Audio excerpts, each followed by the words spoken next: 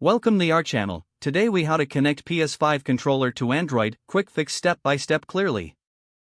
To connect your PS5 controller to an Android device, start by ensuring your controller is charged.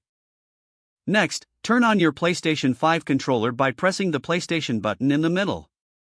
Now, put the controller into pairing mode by holding down the Create button and the PlayStation button simultaneously until the light bar starts to flash. On your Android device, swipe down from the top of the screen to access the Quick Settings menu. Tap on the Bluetooth icon to open the Bluetooth settings. In the Bluetooth settings, look for Pair New Device or a similar option.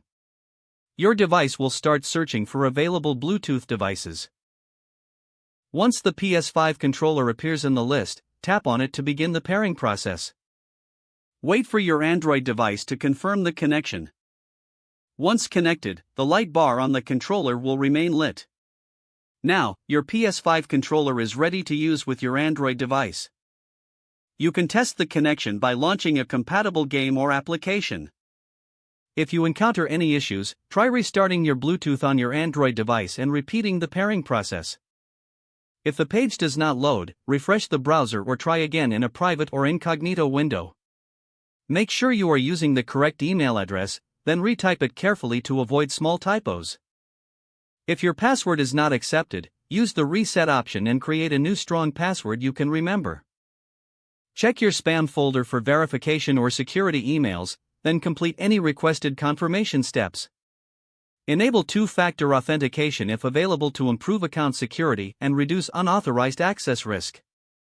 After signing in, review your profile details so your contact information and settings are accurate and current. If you see an error message, note it down and try again after restarting your device and internet connection. Log out when you finish, especially on shared devices, to keep your account and payment information secure. If the page does not load, refresh the browser or try again in a private or incognito window. Make sure you are using the correct email address, then retype it carefully to avoid small typos. If your password is not accepted, use the reset option and create a new strong password you can remember. Check your spam folder for verification or security emails, then complete any requested confirmation steps. Enable two-factor authentication if available to improve account security and reduce unauthorized access risk. After signing in, review your profile details so your contact information and settings are accurate and current. If you see an error message, note it down and try again after restarting your device and internet connection. Don't forget to like this video and subscribe to our channel for more step-by-step tech guides.